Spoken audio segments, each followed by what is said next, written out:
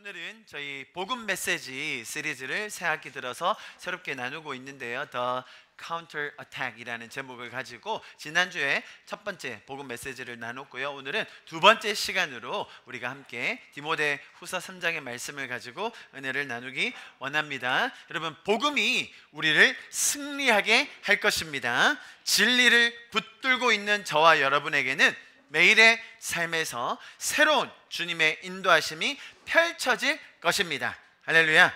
주님 안에 있을 때에 앞으로 우리의 삶은 날이 갈수록 매일매일이 더 좋은, 더 성숙한 방향으로 나아가게 될 것입니다. 그런 우리의 삶을 기대합니다. 복음이 우리의 삶을 승리케 한다고 말씀드렸습니다. 이 복음과 진리의 말씀을 붙들지 않고 정신줄 놓고 그냥 살다가는 휩쓸려 가기 쉽다는 말입니다. 여러분 잘 들으십시오. 우리의 삶은 절대로 중립적이기가 어려워요. 다시요. 우리의 삶이 중립적으로 가만히 머물러 있기가 힘들다는 말입니다. 차가 묵직해서 중립 끼워놓고 평지에 있으면야 그냥 그대로 머물러 있겠죠. 그런데 그게 굉장히 급속한 경사길이라든지 제가 지난주에 설명드렸던 것처럼 마치 급류로 휩쓸려 내려가는 그런 상황에서 내가 중립적으로 가만히 있으면서 아무 일도 하지 않는다? 여러분, 그게 내 마음대로 되지 않는다는 말입니다. 내가 가만히 있는다고 해서 그 상태가 유지된다? 그러기가 쉽지 않다는 말이죠. 오히려 정반대로 가기 쉽습니다. 나는 그냥 가만히 있었는데요, 저는 그냥 갈등 만들지 않고 서로 다투지 않고 그냥 좀 편안하게 그렇게 깊이 생각하지 않고 그냥 가만히 있었어요. 제가 뭘 잘못한 건가요? 네. 여러분은 그냥 가만히 있다고 느끼지 못한 채 이 급류와 휩쓸려가는 것을 깨닫지 못한 채 계셨을 수도 있지만 세상이 저와 여러분을 가만히 두지 않는다는 이야기죠. 여러분, 그런 삶을 성경이 뭐라고 묘사하느냐? 여러분, 이 말씀 우리가 몇 번 봤는데 아주 중요하게 보셔야 됩니다. 이런 삶을 성경은 뭐라고 묘사하느냐? 방향 없이 달리는, 내가 어디로 달리는지도 모른 채 어떤 방향이 맞는지도 모른 채 그냥 열심히만 사는 거예요. 열심히 주먹을 휘둘러요. 싸웁니다. 최선을 다해요. 경쟁하듯이 세상을 삽니다. 그런데 마치 공중에 아무런 대상 없이, 아무런 목표 없이 공중에 내 손을 휘두르는 것 같다고 성경은 이야기합니다. 이기기를 다투는 자마다, 보세요, 뭐라고 얘기합니까? 이기기를 다투는 자마다. 우리의 삶에 대한 아주 명백한 설명이에요. 우리가 이기기 위한 경주, 그런 시합을 하고 있다는 말입니다. 내가 너보다 더 잘날 거야, 너는 2등하고 나는 1등 할 거야, 그런 경쟁이 아닙니다. 세상이 우리를 집어삼키려고 하는 그 악의 세력에 대항한 그런 싸움이라는 말이죠. 그런 자마다 어떻게 한다고요? 절제한다. 모든 일에 절제하나니 그들은 썩을 승리자의 관을 얻고자 하되 우리는 썩지 아니할 것을 얻고자 하노라. 26절 같이 있습니다. 시작. 그러므로 나는 다름질하기를 향방 없는 것 같이 아니하고 싸우기를 허공을 치는 것 같이 아니한다. 할렐루야. 여러분, 방향을 알고 뛰셔야 됩니다. 열심히 사는 게 다가 아니에요. 열심히 사는데 방향 모르고 살면 어떻게 된다고요? 낭떠러지로 떨어지는 겁니다. 나는 열심히 살고 있는 것 같은데, 나는 열심히 주먹을 휘두르고 있는 것 같은데 적은 대상은 한 대도 안 맞고 공중에만 손을 휘두르고 있다? 여러분, 그것만큼 에너지 낭비, 시간 낭비가 없는 것입니다. 뿐만 아니라 성경은 이렇게 휩쓸려 다니는 삶, 내 중심을 알지 못한 채 복음과 진리 안에서 날마다 변화됨으로 주님과 동행하지 않는 삶을 이런 식으로 허공에다 주먹을 내지르고 있고 방향 없이 뛰는 삶일 뿐만 아니라 모래 위에 지은 집이라고 이야기했잖아요. 여러분, 모래 위에 지은 집이 성경이 너무나 적절하게 묘사한 것 같아요. 모래 위에 집 지어도 화려하게 지을 수 있어요. 그렇게 오랫동안 살 수도 있습니다. 언제까지? 바람이 불 때까지, 풍파가 몰아칠 때까지, 내 삶에 어려움이 찾아오기 전까지는 모래 위에 지은 집이라도 근사하게 멋들어지게 화려하게 지을 수도 있죠. 그런데 한 번 풍파가 몰아치면, 한 번 위기가 찾아오면, 한 번 어려움이 찾아오면 그 집은 그냥 풍지박산 나는 거예요. 여러분, 우리가 모래 위에 집을 짓지 않습니다. 우리는 그 주님의 든든한 반석 위에 함께 집을 지어야 될 줄 믿습니다. 뿐만이 아닙니다. 세상에서는 공중에 권세 잡은 자들이 그죠? 세상의 풍조로 우리를 집어삼키려고 호시탐탐 노리고 있다는 거예요. 에베소서 2장 2절 말씀 보십시오. 그때에 여러분은 범죄와 죄 가운데서 뭐라고요? 이 세상의 풍조를 따라 살고 공중의 권세 잡은 통치자, 곧 지금의 불순종의 자식들 가운데 역사하는 영을 따라 살았습니다. 우리 세상이 정말로 나는 그냥 잘못하지 않고 죄 짓지 않고 뭐 그런 범죄자들처럼 흉악한 일 저지르지 않고 그냥 잘 살았는데요, 그냥 평범하게 살았는데요, 죄 짓지 않고 중립적으로 이 편도 아니고 저 편도 아니고 좌도 아니고 우도 아니고 그냥 중립적으로 살았는데요, 여러분 세상은 우리를 그렇게 두지 않는다는 거예요. 제가 그래서 지난주에 우주의 팽창에 대해서 설명드렸습니다. 여러분 우주는 시작점이 있습니다. 여기는 아멘 안 하셔도 되죠. 그냥 사실이에요. 우주는 시작된 지점이 있어요. 그런데 시작된 이후로 그대로 머물러 있는 게 아니라 어떻게 되고 있다고요? 어마어마한 속도로 팽창하고 있다는 거예요.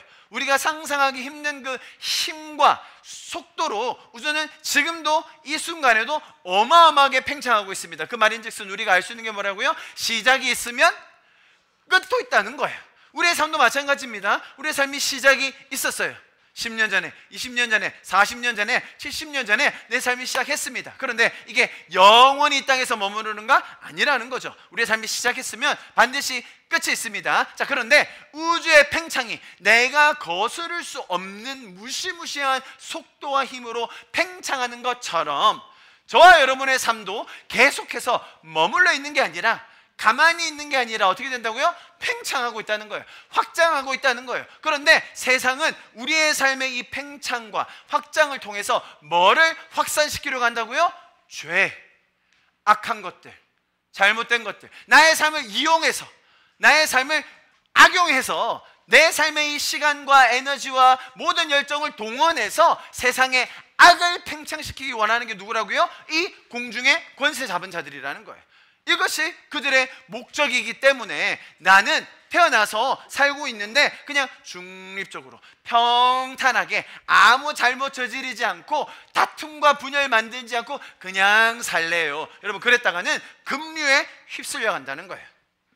오히려 성경은 우리가 지금 처해 있는 이 영적인 상태와 세상의 영적인 원리를 가르쳐 주시면서 우리로 하여금 어떻게 하면 승리하는 삶을 살 것인가를 가르쳐 주고 있는 것입니다. 할렐루야.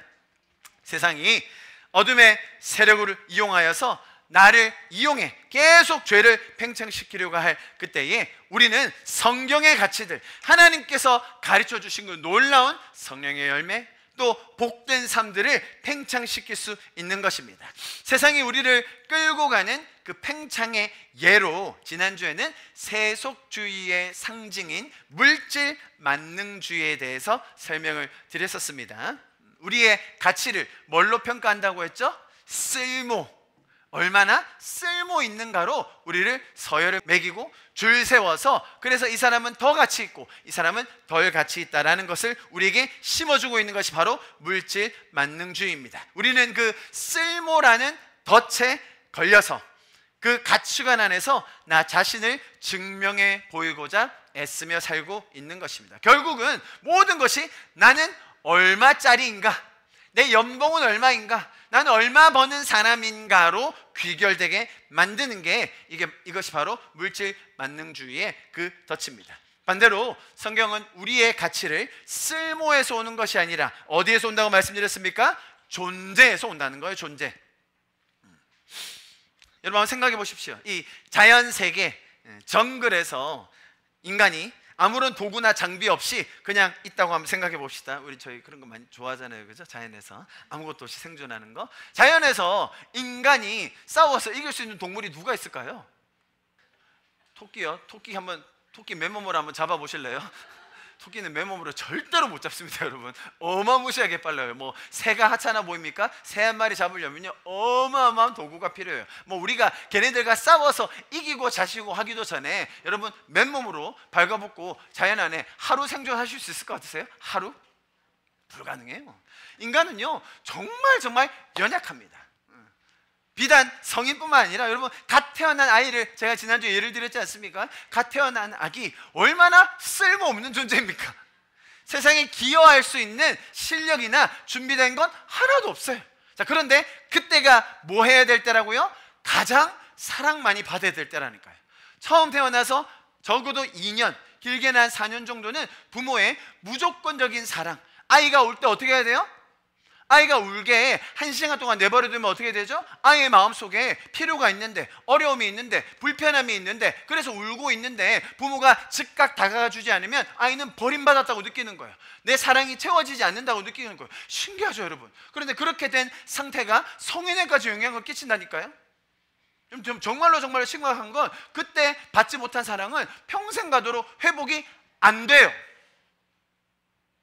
여러분, 이게 심리학자들, 아동 발달에 관한 학자들이 한 연구입니다. 4살 이전에 사랑 못 받아본 애들은요, 성인이 돼서도 자존감 회복을 못해요. 뭐만 제외하고? 복음을 제외하고. 복음을 통하여서 하나님 아버지의 사랑을 다시 받기 전까지는 그 자존감이 회복이 안 돼요, 여러분. 놀랍죠? 그만큼 사람은 쓸모에 의해서, 우리가 유용하기 때문에 가치가 있는 존재가 아니라 우리는 존재 자체로 하나님의 사랑을 무조건적으로 받을 수 있는 자들이라는 것입니다. 할렐루야. 이렇게 이야기하셨습니다. 주께서 보십시오, 내 내장을 지으시며 어디에서 나를 만드셨다고요?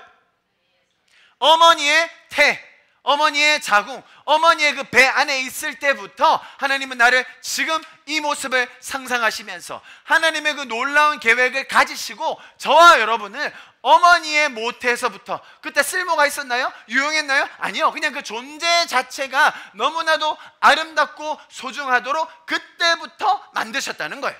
할렐루야. 그래서 우리는 그 주님의 계획에 따라 왜곡되거나 어그러짐 없이 죄에서부터 자유하여 살 수 있는 특권을 가진 자들이에요. 그것을 누릴 수 있도록 예수 그리스도께서 목숨을 버리셔서 구원하신 저와 여러분, 그만큼 가치 있는 존재인 줄 믿습니다. 할렐루야. 그래서 성경은 나의 존재가 하나님의 아들을 보내셔서 그 생명을 값으로 바꾸실 만큼 엄청난 가치가 있다는 것, 그것이 바로 성경적인 가치관이에요.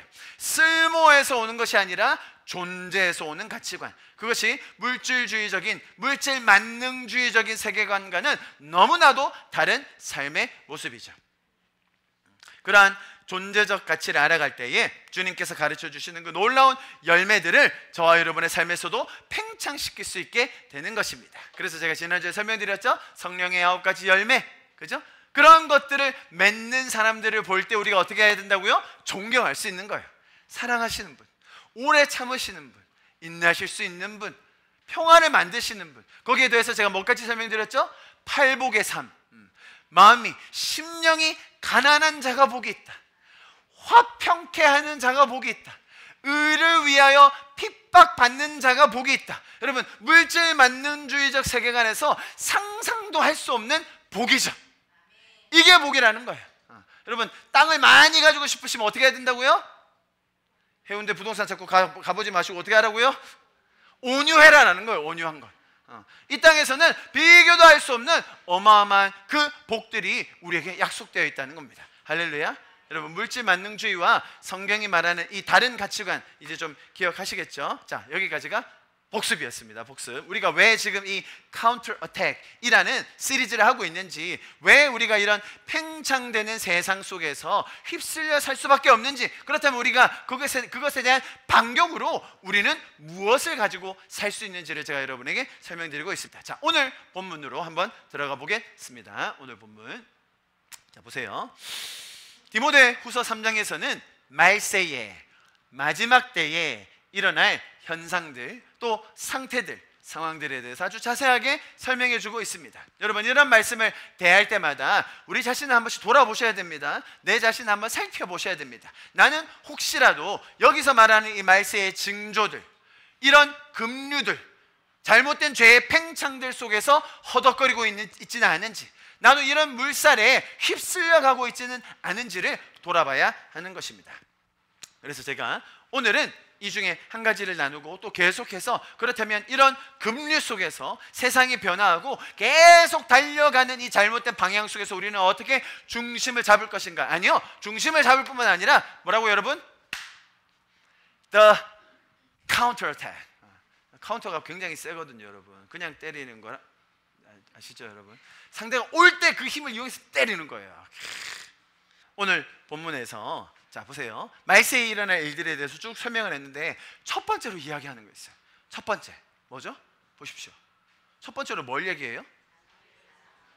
자 여러분, 제가 지금 복습하면서도 여러분에게 우리가 존재적으로 가진 가치, 진짜 하나님이 사랑하시는 그것을 내가 느끼는 것, 이것이 나에 대한 사랑에 대한 근거거든요. 자, 그런데 성경은 자기를 사랑하는 것이 말세에 나타날 그 징조 중에 첫 번째라고 얘기해요.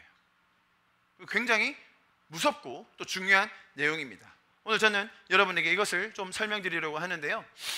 이 디모데후서 3장에서 말하는 말세의 징조 중에 가장 먼저 등장하는 것, 바로 자기애입니다. 자기애.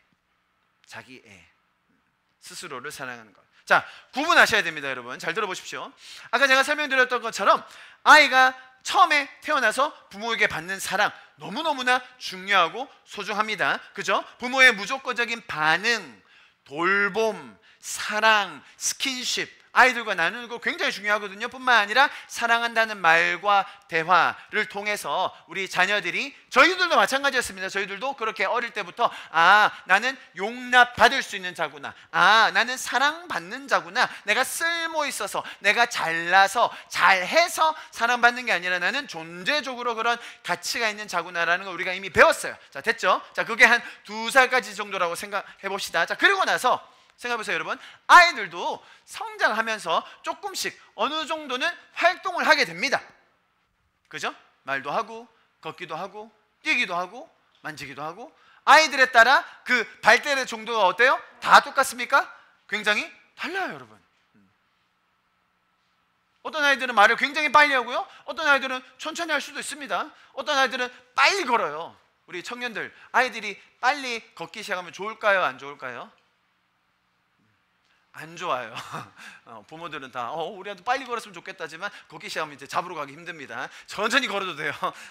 천천히 걸어도 돼요. 자, 아이들이 활동을 하기 시작하면, 자, 그때부터 부모님들이 칭찬을 해요. 아유, 잘한다, 아유, 귀엽다, 아유, 잘했네 라고 하는데, 여러분, 물질 만능주의 안에서, 이 세계관 안에서 아이들을 칭찬할 때 이것은 다분히 성취, 퍼포먼스 중심으로 칭찬이 가기 쉬워요. 50등 하다가 40등 해야 칭찬받는 거죠. 할렐루야. 아니, 3등 하다가 10등 하면 칭찬 받아요, 못 받아요? 얘는 등수가 없어. 그래가지고 이거 무슨 상관이지? 우리랑 무슨 상관이지? 약간 그런 홈스쿨러들의 약간 이 특징 중에 하나죠. 등수가 뭐지? 1등 하다가 2등 하면 혼나는 거예요. 뭐 1등 하다가 2등 하신 적 있으세요? 그렇군요. 네. 아주 격하게 공감. 2등 했는데 20등도 아니고 2등 했는데 혼나야 되는 그런 상황. 자, 이게 물질 만능주의 속에서 나오는 그런 가치관, 세계관인 거예요. 성경적 가치관 속의 칭찬은 전혀 그렇게 가지 않아요. 아마 많이 들어보셨을 텐데요, 성품에 기반하여서 그 자녀들을 칭찬해주고 세워주는 경우가 굉장히 많습니다. 당연히 그렇게 해야 됩니다. 아마 성품에 대한 이야기 많이 들어보셨을 텐데 제가 몇 가지만 소개해드려볼게요. 경청. 그럼 경청이 뭡니까? 잘 들어주는 거? 뭐 그 정도. 성경적인 경청의 정의는 이런 거예요. 들어보세요. 상대방의 말과 행동을 잘 집중하여 들어서 상대방이 얼마나 소중한 존재인지를 인정해 주는 것. 우리 다빈이가 하빈이 오빠를 경청해 주고 있구나. 하빈이가 굉장히 비웃고 있어. 삼촌, 그건 아니죠. 다빈이는 오빠들의 말과 행동을 잘 들어주면서 오빠들의 가치를 세워주는 거잖아. 그치? 설교에 약간 지금 막히고 있어요. 절제가 어떤 뜻입니까? 내가 하고 싶은 대로 하지 않고 꼭 해야 할 일을 하는 것. 이게 절제예요. 우리 하늘이가 절제했구나. 이게 엄청난 칭찬인 거죠. 하늘아, 네가 이거 이루었구나, 이거 해냈구나, 쟤들보다 저거 더 잘해냈구나 가 칭찬이 아니라 우리가 주님 안에서 배워야 할 성품들, 주님이 우리에게 가르쳐 주신 성경적인 원리들을 그대로 따르는 것을 보면서 우리가 칭찬할 수 있는 거예요. 자, 그런데 분명히 아이가 소중하고 사랑받을 만한 존재인 것을 계속 알려주는 것이 처음에 시작되지만 다음 단계로는 이익이 상충될 때, 그죠? 누군가는 포기해야 될 때가 있어요. 누군가는 희생해야 될 때가 있어요. 누군가는 유익을 누리지 못할 때가 있어요. 자, 그때 자녀들이 또 저와 여러분이 좋은 가치관, 성경적인 가치관을 배울 수 있도록 가르쳐야 됩니다. 스스로 조금 불편하더라도 타인을 배려할 수 있는 것, 지금 당장 재미가 없더라도, 흥미가 없더라도 더 소중한 일을 위해 절제하는 것, 심지어 타인의 유익을 위해서 나의 소중한 것들을 포기하고 내려놓을 수 있는 용기. 여러분, 우리가 이것을 다 소중히 여기지 않습니까? 가르치려고 하죠. 저와 여러분도 배우려고 할 것입니다. 자, 이런 것들을 가르쳐 줄 수 있는 부모가 되어야 하는데, 물질 만능주의 속 이 각박한 세상에서는 이런 당연한 가치관들이 사라지는 지경에 이릅니다. 예전에 농경사회와 또 우리나라가 발전할 때 자녀의 수가 많았을 때 개인주의라는 것이 없었습니다. 집에 애들만 10명이 있는데 혼자 어떻게 살겠어요, 그죠? 농사를 지어야 될 때는 개인주의가 없습니다, 여러분. 왜? 서로 도와야 되거든요. 상부상조해야 됩니다. 나 혼자 내 농사를 다 지을 수 없어요. 서로 도와야 돼요. 그렇기 때문에 개인주의라는 게 많이 없었습니다. 그런데 이게 도시화가 되고 핵가족화가 되고 이제는 어떤 단계까지 갔죠? 핵개인화. 모든 개개인이 다 한 존재로 그냥 독립적으로만 머문다라는 것이 현대사회입니다. 그래서 이게 어떻게 마지막 결과로 귀결되느냐? 나에게만 집중하는 거예요. 나만 잘 되면 되는 거예요. 나만 사랑받고 나만 잘 살면 되는 거예요. 그걸 성경은 뭐라고 얘기한다고요? 자기를 사랑하는 것이라고 표현하는 것입니다. 혹시 나르시시즘이라고 들어보셨어요? 나르시시즘. 그 신화에서 거울을 보고 거울에 비친 내 모습 보고 너무 예쁘다 하고 사랑에 빠진 그 이야기 들어보셨어요? 자기 모습을 보고 자기가 반해서 사랑에 빠졌다. 이제 거기서 기인한 단어가 나르시시즘인데요. 이런 잘못된 이기적인 자기애라고 하는데요. 이기적인 자기의 원인은 참 재밌습니다. 보세요. 어린 시절 과도한 칭찬, 제한 없는 물질적 지원. 돈 많으면 좋을 것 같아요? 돈 많아서 아이들에게 지원 많이 해주면 좋을 것 같아요? 그것을 제한 없이, 절제 없이 계속 주기 시작하면 나르시시즘에 빠집니다. 반대로 아주 극심한 비판을 받아도 이런 이기적인 자기애가 생겨요. 왜? 나는 살아남아야 되니까. 나만 살아남아야 되니까. 부모의 과잉 보호 혹은 방임. 신기하죠, 여러분? 성취 중심의 문화에서 성장하면서 사랑과 가치를 조건적으로 경험할 경우, 내가 이렇게 하면 사랑받고 내가 이렇게 해내면 인정해주는, 자, 그런 문화 속에 있을 때 이런 이기적인 자기애가 생깁니다. 자, 이 사람들은 어떤 결과를 맞이하게 되느냐? 타인을 무시하고 이용하고 자기 우월성을 나타내는 경향이 커집니다.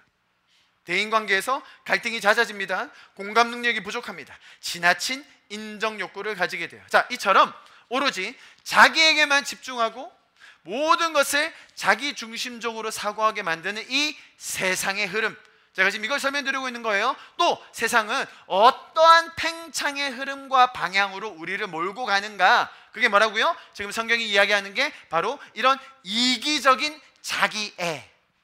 단순히 내 자신을 좀 사랑하고 주님 안에서 소중하다고 여기는 지금 그걸 얘기하는 게 아닌 거 아시겠죠? 처음에 그 단계를 있었는데 잘못된 가르침과 잘못된 양육, 또 이 시대의 팽창과 사조 흐름 자체가 우리를 어디로 몰고 간다고요?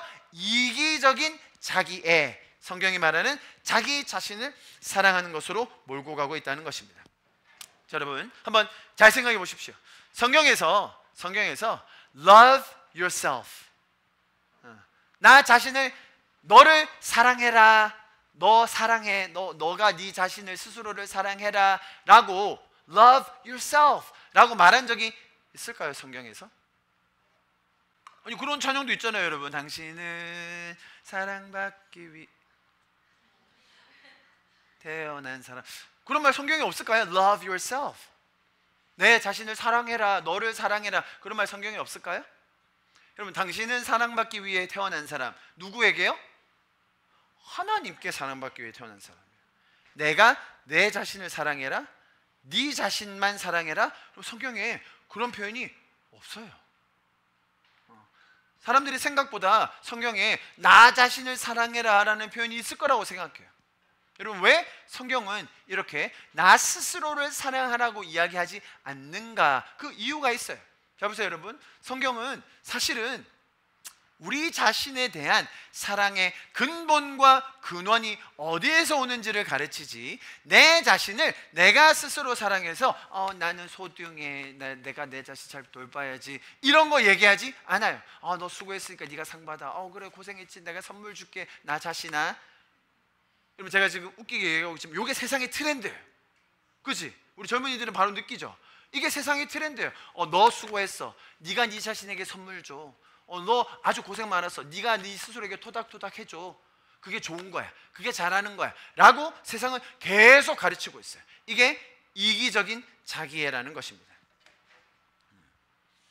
스스로를 사랑하는 것, 스스로에 대한 사랑을 키워가는 것, 그러면 성경 그것을 굉장히 경계하고 있는데, 왜냐하면 자신을 사랑하는 것은 결국 어느 방향으로 가게 되어 있느냐, 내 감정, 내가 어떻게 느끼는가, 내 지금 기분이 어떤가로 귀결되게 돼 있어요.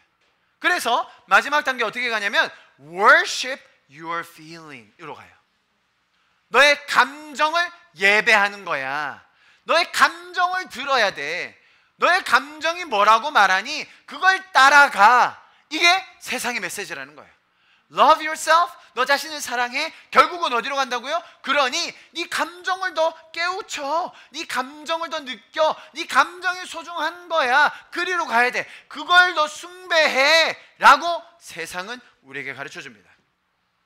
스스로를 사랑하고 스스로를 아끼라는 그럴듯한 표현 속에는 사실 나 자신에 대한 가치와 평가를 아주 교묘하게 다른 곳에 두려는 의도가 숨어 있다는 거예요. 그것을 디모데후서에서는 자신을 사랑하는 자들로 경계를 하고 있는 것입니다. 세상은 그 절대적 평가의 기준은 결국은 내가 지금 느끼는 이 감정이라고 가르쳐요. 그래서 내가 지금 끌리는 대로, 느끼는 대로, 그대로 따라서 살 것을 조장하는 겁니다. 자, 세상의 팽창, 세상의 흐름이 어디로 가는지 보이시죠 여러분? 이것이 바로 이기적인 자기애의 문화를 만들어가고 있는 세상의 급류라는 거예요. 내가 어떻게 느끼는가, 그것을 너무나 중요하게 만들어서 사실, 진리, 심지어 잘 들어보세요 여러분, 권위자, 전통, 가르침에는 전혀 귀를 기울이지 않게 만들어요. 사실 그래서 이것이 포스트 모더니즘과도 굉장히 연결이 되어 있습니다. 진리라든지 사실이라든지 전통 등은 깡그리 무시하고 오로지 나의 감정, 나의 기분, 나의 관심사에만 몰두하게 만드는 것이 세상이 팽창해가는 방향이라는 것입니다. 이것이 디모데후서에서 이야기하는 자기를 사랑하는 것에 대한 현대사회의 극명한 예입니다. 문제는 그런 감정에 집중하게 만들었을 때 건강한 감정들은 전혀 드러내지 않는다는 게 문제예요. 여러분, 감정이 나쁜 겁니까? 감정은 잘못된 게 아니에요. 좋은 감정 많이 있습니다. 그죠? 내가 책임감을 가지고 어떤 일을 성취해냈을 때 느끼는 그 보람, 그죠? 내가 어떤 일을 맡았을 때 내가 이걸 성실하게 해내야겠다라는 그런 책임감, 남들을 배려하고 남들을 도와주고 싶다는 그런 배려심, 여러분 이런 감정 좋은 겁니다. 하나님이 주신 겁니다. 심지어 하나님은 분노하실 때도 있어요. 그죠? 질투하시는 하나님이시기도 합니다. 감정을 무시하라는 말이 아니에요. 자, 그런데 뭘 하지 말라고요? 감정을 무시하거나 감정을 없애라는 게 아니라 감정을 예배하지 말라는 거예요. 예배의 대상이 아닌 감정을 마치 정말 대단한 모두인 것처럼, 모든 것인 것처럼, 그것이 내 삶의 기준인 것처럼 만드는 게 세상의 팽창의 흐름이라는 거예요. 자, 분명 좋은 감정도 있어요. 인류에 다른 사람 아끼는 것, 소중히 여기는 것, 내가 희생하는 그런 감정 다 있어요. 자, 그런데 세상은 너 자신을 사랑해, 네 자신의 감정에 집중해, 네 감정이 다야 라고 얘기하면서 어디로 끌고 가는지 아세요? 아주 이 부정적인 감정을 정말 돋보이게 만들어서 그 감정이 마치 나인 것처럼 만들어버려요. 자, 그래서 이 세상이 조장하고 이끌어가는 아주 대표적인 감정들이 이런 거예요, 여러분. 첫 번째, 우울함. 너 지금 우울하지? 우울한 게 너야. 어떻게 해야 되겠어? 두 번째, 외롭지? 너 혼자지? 도와줄 사람 없을걸? 마지막, 허무함. 공허함 마찬가지죠. 인생 별거 없어. 인생 그게 거기서 거기야. 네가 아무리 노력해도 안 돼. 여러분, 우울함을 보십시오. 물질 만능주의 속에서 변변한 쓸모를 발견하지 못하게 만들면요, 나의 존재 가치는 한없이 떨어지게 됩니다. 뭔가 스스로 해보려고 해도 결국 이루어지지 않을 거라는 그런 낙담감을 줍니다. 그러면 이 한 사람이 정말로 아무것도 할 수 없다는 그런 좌절감에 우울해지기 쉽습니다. 나는 무가치한 존재구나. 나는 할 수 있는 게 없구나. 두 번째, 말씀드렸죠. 극단적인 이 개인주의적 사회 속에서 이 필연적으로 생길 수밖에 없는 결과가 뭐라고요? 외로움이에요. 외로움. 우리가 도시화된 사회 속에서 살고 있어요. 우리가 지금 농사 짓는 사람 없잖아요. 농경 사회 속에서 산다면 이런 외로움 느끼기가 참 힘들어요. 계속 만나야 되니까, 교류해야 되니까, 소통해야 되니까. 자녀들이 많으면 외로움 느끼기 쉽지 않아요. 느낄 수도 있지만, 없다는 건 아니지만, 그죠? 왜 에덴이 갑자기 외로움이 느껴졌어요?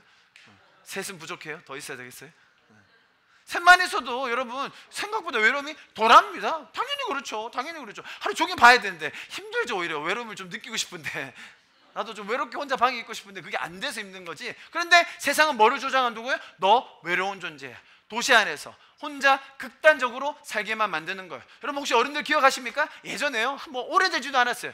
일본에 가면 식당에 가면 혼자 앉아서 밥을 먹는데, 우리 어른들이 그거 뉴스를 보고 혀를 얼마나 찼는지 몰라요. 저래가지고 되겠나. 기억나시죠? 기억 안 나세요? 저는 그랬었는데, 혼자서 어떻게 밥을 먹지? 밥은 둘이서 먹어야 되는데, 적어도 혼자서 밥 먹는 사람 보면 이상하게 생각했어요. 그게 오래전 얘기가 아닙니다. 20년 전 제가 대학 들어갔을 때 혼자서 밥 먹는 건 정말 힘든 일이었어요, 여러분. 지금은 대학 가면 그렇진 않지, 그치? 혼자 먹으면 괜찮지? 목사님 때는, 나 때는 말이야, 혼자서 밥 먹으면 엄청 문제 있는 사람이었어. 엄청 문제 있는 사람. 정말 사회성에 결여되고 진짜 인간 말종들이 혼자서 밥 먹었어요. 자, 여러분, 근데 지금은 도시화가 진행되고 그게 더 급속하게 팽창하면서 혼자 밥 먹는 것도 아무것도 아니죠. 지금 일본은 어디까지 갔죠? 친구 돈 내고 빌립니다. 데이트하고 싶어요? 돈 내고 빌려야 돼요. 데이트 대상을 돈 내고 빌리는 거예요. 나 5시간 데이트 해줘. 비싸요, 여러분. 그 1시간에 막 10만 원이에요. 히키코모리 혹은 고독사, 일본에서 지금 많이 일어나고 있는 일들이지 않습니까? 혼자서 고립되어서 수년간 밖에 안 나오는 사람들, 그렇게 살다가 혼자 돌아가시는 거. 옛날에는요, 이게 상상 못할 일이었어요. 그런데 이제는 그 외로움이 극단적으로 이루어지고 있는 거예요. 여러분, 캠퍼스에 부산대, 외대 3만 명, 1만 명이 있어요. 제가 유심히 보면요, 한 10에서 15%는 캠퍼스를 즐겨요. 클럽도 가고 동아리도 가고 활동도 하고 재밌어요. 외로울 틈이 없어요. 나머지 90%, 85%는 아무도 몰라요, 사실. 우리 서연이 친구 몇 명 있니? 얘기하지 마. 여러분, 캠퍼스에서 친구 사귀기 어려워요. 마음 맞는 친구들을 만나서 오래 간다? 어려워요. 저희 교회 애들 특징 중에 하나가 아싸들이거든요. 인싸들이 없어. 힘들어요. 뭔지 모르시면 그냥 모른다고 그냥 넘어가세요. 또 뭐 그게 뭐야, 아싸 뭐 어쩌라는 거예요. 그러지 마시고. 아웃사이더, 인싸. 캠퍼스에 살면서 외롭지 않은 사람이 있을까? 아니, 캠퍼스뿐만 아니라 사회생활 하면서 내 삶을 살아가면서 외롭지 않은 사람들이 있을까? 생각보다 많이 없어요. 인생의 허무함을 계속해서 부추깁니다. 여러분, 이 허무함을 부추기는 사단의 전략이 중독이에요. 중독. 여러분, 잘 들으십시오. 죄는 중독적이에요. 죄는 쾌락이 있어요. 죄는 한 번 해서 그쳐지지가 않아요. 내가 맘먹는다고 딱 끊어지지가 않아요. 굉장히 중독적입니다. 여러분, 근데요, 중독에 빠져서 내 시간과 에너지와 물질을 쓰고 나면 마지막에 느껴지는 감정이 뭐예요? 허무함이죠. 와, 내 인생 이건가? 이렇게 살다 가는 게 단가? 난 이거밖에 안 되나? 자, 여러분, 이 감정들이 단순히 하나하나만 드러나는 게 아니라 아주 복합적으로 이 다음 세대, 현대사회 사람들을 사로잡고 있는 거예요. 처음에는 어떻게 했죠? 야, 네 자신을 사랑해. 네 감정에 충실해. 네 감정이 예배해야 되는 거야. 네 감정을 잘 돌봐. 그러면서 뭐를 스멀스멀 올린다고요? 좋은 감정? 책임감 지는 거? 사회를 돌보면서 배려하는 거? 아니요. 이런 것들을 막 올리는 거예요. 그래놓고 어떻게 한다고요? 이 우울함을 섬겨. 너 외롭지? 그러니 이거 해도 돼. 너 허무하지? 그러니까 이런 죄로 가봐. 이게 세상의 팽창이라는 거예요. 이게 세상의 흐름이라는 거예요. 여러분, 성경에서도 이런 고민과 갈등을 했던 장면들이 참 많이 나와요, 여러분. 우리가 뭐 성경이 아주 좋은 말만, 괜찮은 말만 적혀 있다고 생각하기 쉬운데 그렇지 않습니다. 욥기에 욥이 이런 고백을 합니다. 보세요. 욥이 그 후에 욥이 입을 열어 자기의 생일을 저주하니라. 욥이 말을 하여 이르되 내가 태어난 날이 멸망하였더라면, 사람이 잉태되었다 하면 그 밤도 그러하였다면 좋았을 것을. 무슨 말이냐? 나 태어나지 말았어야 되는데, 내가 태어난 날 저주해버리고 싶다. 나 태어나지 않았어야 되는데. 자, 여기서 여러분 한 단계만 더 나가면 어떻게 돼요? 자살하고 싶어져요. 성경이 말하는 게 이런 정직한 표현들이에요. 욥도 그런 감정을 분명히 느꼈어요. 욥의 삶이 얼마나 힘들었었는지 제가 더 말씀드리지 않아도 되겠죠? 성경에도 비슷한 감정을 느낀 사람들이 굉장히 많았어요. 바울의 고백이 사실은 굉장히 저에게 와닿는 이유가, 바울이 느꼈던 이 혼란, 스스로 느꼈던 그 엄청나게 복잡한 감정들을 우리 현대사회에서 동일하게 느끼고 있기 때문이에요. 로마서 7장 보십시오. 이제는 그것을 행하는 자가 내가 아니요 내 속에 거하는 죄다. 내 속에 곧 내 육신에 선한 것이 거하지 아니하는 줄 아노니 원함은 있으나 선을 행하는 것은 없도다. 나도 원함은 있어요. 나도 잘 살고 싶어요. 나도 의미 있게, 외롭지 않게, 허무하지 않게 살고 싶은데 내 안에 있는 이 죄성이 계속해서 나를 다른 쪽으로 인도해 가는 것 같다는 거예요. 19절, 내가 원하는 바 선을 행하지 아니하고 도리어 원하지 않는 바 악을 행하는도다. 만일 내가 원하지 아니하는 그것을 하면 이를 행하는 자는 내가 아니요 내 속에 거하는 죄니라. 그러므로 내가 한 법을 깨달았노니 곧 선을 행하기 원하는 나에게 악이 함께 있는 것이로다. 내 속사람으로는 하나님의 법을 즐거워하되 내 지체 속에 한 다른 법이 내 마음의 법과 싸워 내 지체 속에 있는 죄의 법으로 나를 사로잡는 것을 보는도다. 24절부터 같이 있습니다. 시작. 오호라, 나는 곤고한 사람이로다. 이 사망의 몸에서 누가 나를 건져내랴. 우리 주 예수 그리스도로 말미암아 하나님께 감사하리로다. 그런즉 내 자신이 마음으로는 하나님의 법을, 육신으로는 죄의 법을 섬기노라. 여러분, 요즘 젊은이들 가운데 특히 각박한 물질만능주의를 살아가는 사람들 가운데 양극성 장애, 경계성 장애, 공황 장애, 자살 충동 우울증, 이런 현상들이 얼마나 많은지 몰라요. 사실 바울이 경험했던 것을 우리가 정직하게 보면 아마 현대 정신의학과 진단으로는 양극성 장애라고 불릴 거예요. 이중인격, 굉장히 치료하기 어려운 병이거든요. 정신과에 찾아가면 양극성 장애 이중인격은 못 고친다고 얘기해요. 못 고쳐요. 여러분, 사실 우리 모두가 그런 게 다 있어요. 왜 없겠어요? 잘 살고 싶은데 그렇게 되지 않고, 나도 이렇게 하고 싶은데 되지 않는 경우 우리가 다 경험했지 않습니까? 바울은 그걸 굉장히 정직하게 이야기해 주고 있어요. 그러면서 어느 쪽으로 결론을 내리는가까지 우리가 봐야 되는 것이죠. 자, 여러분, 제가 오늘 여러분에게 설명드리고 있는 이 세상의 풍조, 세상의 흐름, 이 우주의 팽창과도 같은 너무나 빠른 속도로 엄청난 힘으로 우리를 몰고 가고 있는 이 이기적인 자기애, 그죠? 감정을 예배하게 하고 감정에 집중하게 하고 내 자신의 존재에만 집중하게 만드는 그 이기적인 자기애. 자, 이것에 대한 성경의 카운터 펀치가 있어요. 이것을 어떻게 물리칠 수 있을까?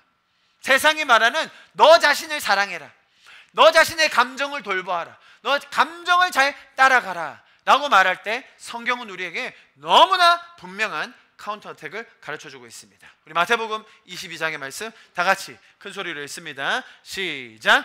예수께서 이르시되 내 마음을 다하고 목숨을 다하고 뜻을 다하여 주 너의 하나님을 사랑하라 하셨으니 이것이 크고 첫째 되는 계명이요 둘째도 그와 같으니 내 이웃을 내 자신과 같이 사랑하라 하셨으니 이 두 계명이 온 율법과 선지자의 강령이니라. 아멘, 아멘.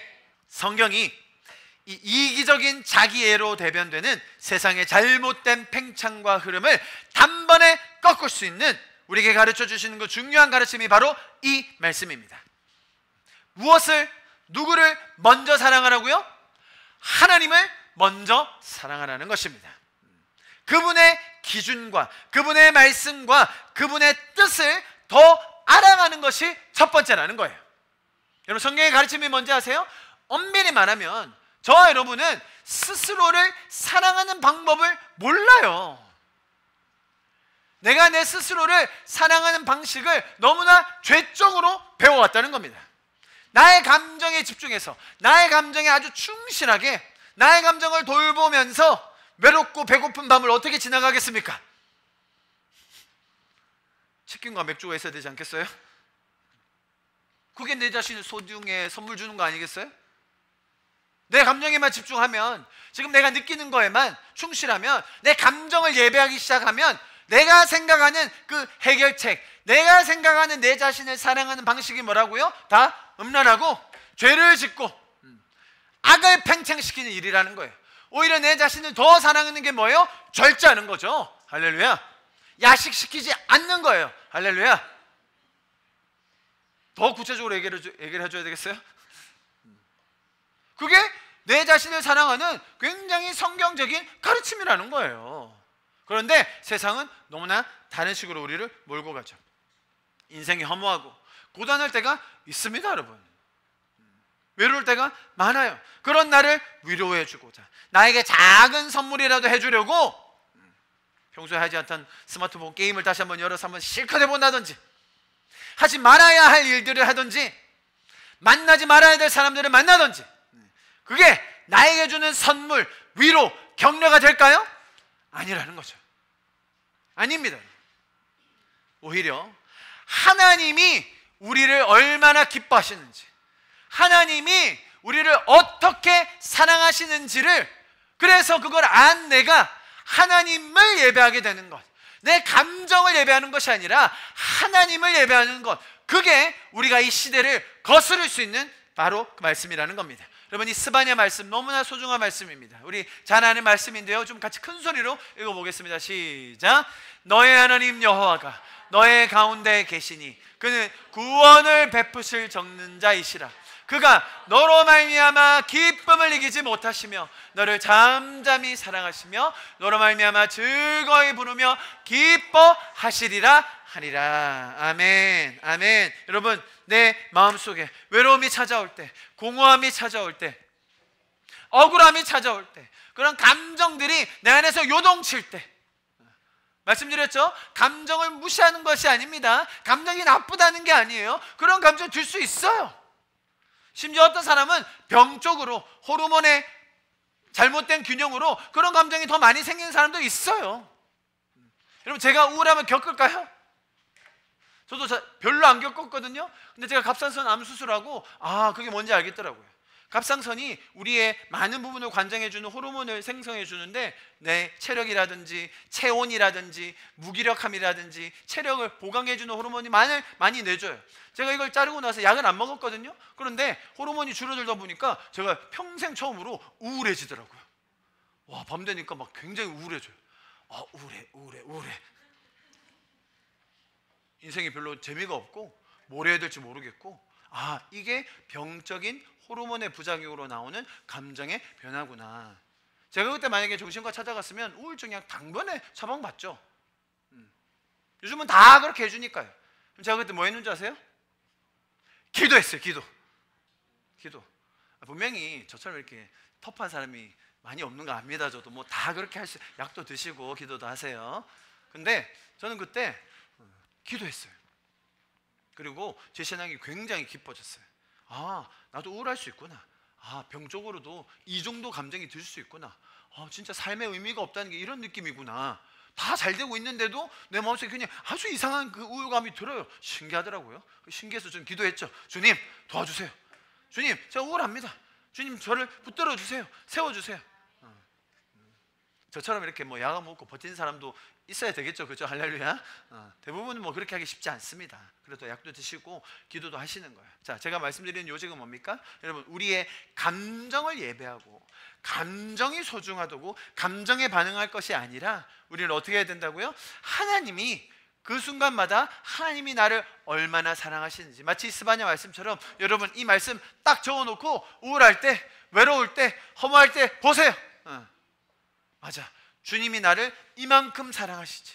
맞아, 주님이 나 때문에 기뻐서 그 기쁨을 이기지 못하시지. 야식 그 주문 딱 누리기 직전에 말씀을 먼저 맞아, 주님이 나를 이렇게 사랑하시지. 연락 누구한테 해볼까 하기 직전에 맞아, 주님이 이렇게 사랑하시지.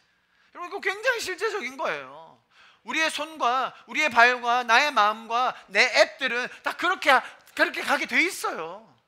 세상이 계속 그렇게 만들어요. 삭제해야지. 폰을 그냥 깨버릴까? 폰 사면 되지. 앱 깔면 되지.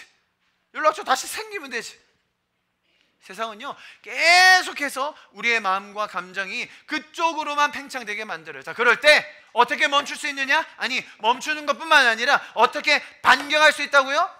하나님의 사랑, 주님이 우리를 사랑하신 것, 하나님이 우리를 사랑하시는 것을 먼저 알고 그것에 반응하여 하나님을 예배하는 거예요. 하나님을 섬기는 거예요. 하나님의 사랑에 반응하는 거예요. 그게 주님이 우리에게 가르쳐 주신 카운터 어택입니다. 뿐만 아닙니다, 여러분. 뿐만 아니라 주님은 거기에 더해서 뭐라고 말씀하셨죠? 내 이웃을 내 몸과 같이 사랑하라. 내 감정과 내 필요와 내 원함이 나의 삶의 중심에 있는 것이 아니라 내 이웃의 잘됨, 그들의 영혼의 구원, 그들의 삶을 풍성하게 하기를 바라는 마음이 내 삶의 중심을 이끌고 가는 삶이 있다는 거예요.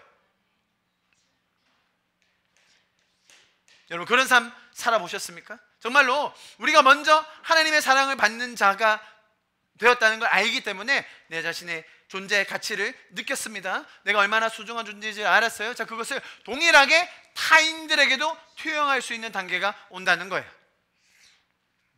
그 가치가 이제는 이웃에게까지 펼쳐진다는 거예요. 여러분, 그래서 우리는 더 모이는 거예요. 그래서 우리가 더 교제하려고 하는 거예요. 그래서 더 우리가 서로 기도하며 중보해주며 서로를 위해 그 아끼는 모임을 더 열심을 가지고 사는 겁니다. 자, 여러분 잘 보십시오. 성경이 가르쳐주는 이 하나님을 사랑하고 이웃을 사랑하는 삶, 그죠? 내 감정, 내 마음, 내 자신에게 집중하는 게 아니라 하나님을 사랑하고 이웃을 사랑하는 삶. 자, 만약에 이 두 가지를 여러분의 삶의 중심에 두시면서 이 복음과 진리의 말씀을 여러분이 붙들고 이끌어가고 있을 때에, 그럼에도 불구하고 내가 이거 두 개를 정말로 주님이 주신 그 모든 시간과 에너지와 모든 것들을 정말 들여서 하고 있는데도 불구하고 내 삶이 외롭고 허무하고 힘들다? 제가 보상해 드릴게요 라고 이렇게 적어놨는데 그러기엔 좀 어려울 것 같고, 주님께 따지세요. 그런 일은 없어요. 그런 일은 없어요, 여러분. 단호하게 말씀드릴 수 있어요. 하나님을 예배하고 이웃을 그만큼 사랑하는 삶에 허무함, 외로움, 공허함, 낙담 없어요, 여러분. 없어요. 주님이 우리를 그렇게 이끌어 가세요. 자, 그렇다면 여러분, 우리는 어떻게 해야 되겠습니까? 성경이 말하는 것은 자기 애가 아니라 사실은 자기 성찰이에요. 그렇다면 내 자신이 지금 빼앗기고 있는 건 뭔가? 그렇다면 내 자신이 세상의 풍조에 물들어서 휩쓸려 가고 있는 영역은 뭔가? 혹시 내가 하나님을 사랑하는 그 시간, 주중에 말씀, 제가 이렇게 설교 중에 고작 이 한 구절 스바냐, 이거 한 구절, 이거 뭐라고, 한 구절 이거라도 좀 휴대폰에 저장해 놓으세요라고 드리는데, 주문하기 전에 이거라도 보세요라고 드리는데, 이 정도 말고 매일의 삶에서 이 말씀이, 기도가 하나님과 나의 관계를 풍성하게 하고 있는가? 그죠? 내가 다른 것보다 이것을 우선순위에 두고 있는가? 성도들과의 교제의 시간, 같이 기도하는 시간을 타협하면서 미루고 있지는 않은가? 함께 기도하고 서로를 격려하고 성경의 가르침을 함께 묵상하며 나눌 수 있는 그 시간을 다른 것들에 빼앗고 있지는 않은가? 여러분, 그 시간들을 더 확보하실 수 있기를 축복합니다. 그럴 때에 정말 풍성한 열매 맺는 삶이 우리의 삶을 더 지배하게 되는 것이에요. 그쪽 방향으로 우리를 몰고 가게 되는 것이에요. 세상은 계속해서 죄적인 방향으로 팽착시키면서 우리를 이끌고 갈 그때에 우리는 하나님을 사랑하고 이웃을 사랑하는 그 방향으로 정말 직진하여 나아갈 수 있게 되는 것입니다. 여러분, 하나님을 사랑하는 마음으로 일하십시오. 하나님을 사랑하는 마음으로 공부하고 운동하고 가정을 돌보고 정말 각자 삶의 터전에서 살아가실 수 있기를 축복합니다. 이웃을 사랑하는 마음으로 일하세요.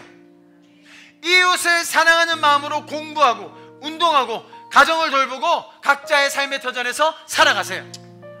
그게 성경의 가르침입니다. 내 감정과 내 자신의 편리함과 내 자신의 안락과 유익을 위해서 사는, 그것만을 위해서 살라고 하는 세상의 팽창이 아니라 우리는 주님이 가르쳐 주신 세상이 상상할 수 없는, 정말 꿈꿀 수 없는 놀라운 그 가르침이 있는 줄 믿습니다. 우리 시간 좀 같이 기도합시다. 주님, 혹시 내가 나의 삶 속에 그 이기적인 자기애에 빠져서 내 감정에만 충실하고 심지어 내 감정을 예배하면서 살고 있지는 않았는지 돌아보게 해 주십시오. 잘못된 세상이 가르쳐주는 이기적인 자기애가 아니라 우리 내 자신을 돌아보며 자신을 성찰하며 주님 앞에 서기 원합니다. 주님, 나의 삶을 조명하여 주십시오. 다시 한번 주님의 말씀 앞에 서게 하여 주십시오. 다시 한번 주님과 함께 동행하는 삶 살게 하여 주십시오. 이렇게 같이 우리의 삶을 주님 앞에 내어드리면서 같이 기도하지 않으시겠습니까? 주님, 내 삶을 조명하여 주십시오.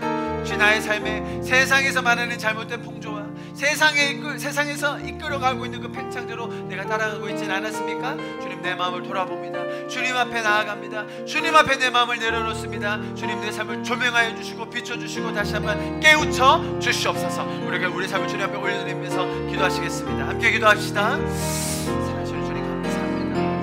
주님 앞에 나아갑니다. 마지막으로 한 가지만 더 기도합니다. 네, 주님, 세상에서 말하는 그 이기적인 자기애에 기반한 물질 만능주의에 기반한 내 삶의 우선순위를 이 시간 내려놓습니다. 오히려 하나님을 더 사랑하고 하나님께서 나를 사랑하여 주신 그 모습에 반응하여 예배하고 주님을 더 섬기며 뿐만 아니라 내 이웃을 내 몸과 같이 사랑할 수 있는 그 일에 주님, 다른 시간을 타협하지 않겠습니다. 그 시간에 우선순위를 두고 주님 앞에 서겠습니다. 주님을 더 예배하겠습니다. 이웃을 더 사랑하는 마음으로 주님께서 내게 주신 그 삶의 분량들을 감당해내겠습니다. 하나님을 사랑하고 이웃을 사랑하는 마음으로 주님, 내 삶에 주님 그렇게 임하게 하여 주시옵소서. 다른 것들과 타협하지 않게 하여 주시옵소서. 우리 그렇게 우리의 마음을 주님 앞에 결단하며 이 시간 나아갈 때 주님 앞에서 그 시간들을 타협하지 않겠습니다. 주님, 이웃을 섬기는 일을 다른 것보다 먼저 두고 주님과 함께 걸어가겠습니다 라고 우리 주님 앞에 결단하시면서 마지막으로 기도하고 예배를 마치면 좋겠습니다. 함께 기도하시겠습니다. 사랑하시는 주님, 감사합니다. 주님의 시간 우리가 우리의 마음을 주님 앞에 청하여 주를 향한 내 맘의 진실한 고백, 날 향한 주의 크고 놀라운 그 사랑 표현 못해. 주를 향한 내 마음 가득한 열정, 진실하고 위대한 주님의 사랑, 나의 친구.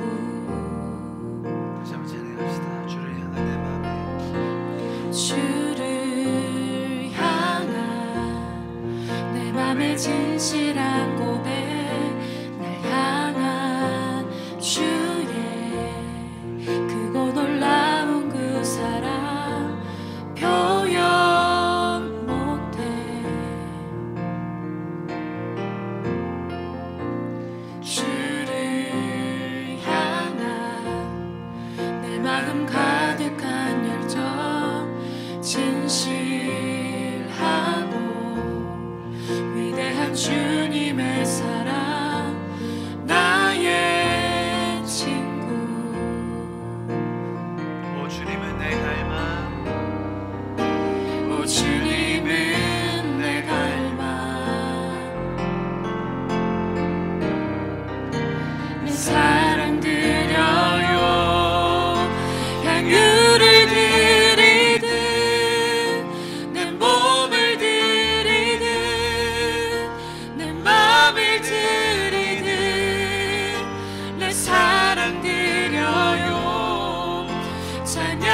찬양향유 되어 내 전부 드리리 모두 아낌없이 내 사랑 드려요 향유를 드리듯 내 몸을 드리듯 내 맘을 드리듯 내 사랑 드려요 찬양향유 되어 내 전부 드리리 모두 아낌없이 내 사랑 드려 향유를 드리듯 내 몸을 드리듯 내 맘을 드리듯 내 사랑 드려요 찬양향유 되어 내 전부 드리리 모두 아낌없이 내 사랑 드려요.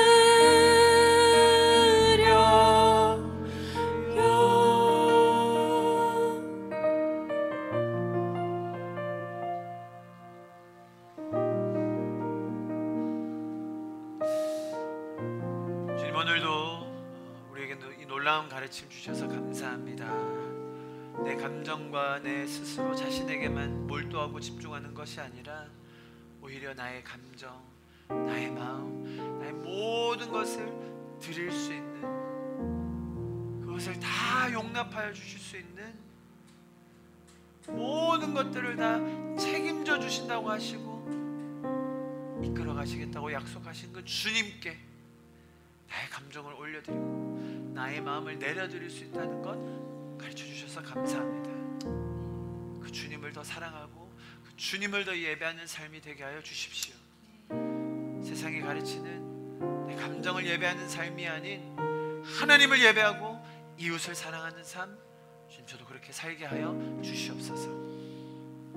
우리 그렇게 이끌어 가실 주님을 기대하고 찬양합니다. 지금은 우리 주 예수 그리스도의 그 놀라우신 은혜와 하나님 아버지의 무한하신 사랑하심과 성령님의 인도하시고 감화 감동하시고 교통하시며 역사하심이 지금 이 시간 이 자리에 모여서 세상이 팽창시키는 이기적인 자기의 나의 감정만 소중히 여기는 것이 아닌 하나님을 사랑하고 예배하며 이웃을 사랑하는 것이 무엇인지를 깨닫고 알아 그렇게 살기 원하는 결단하는 우리 성도들 머리 위에, 가정 위에, 일터 위에, 학업 위에, 삶의 터전 위에 지금부터 영원토록 함께 하시기를 간절히 축원하며 기도하옵나이다. 아멘.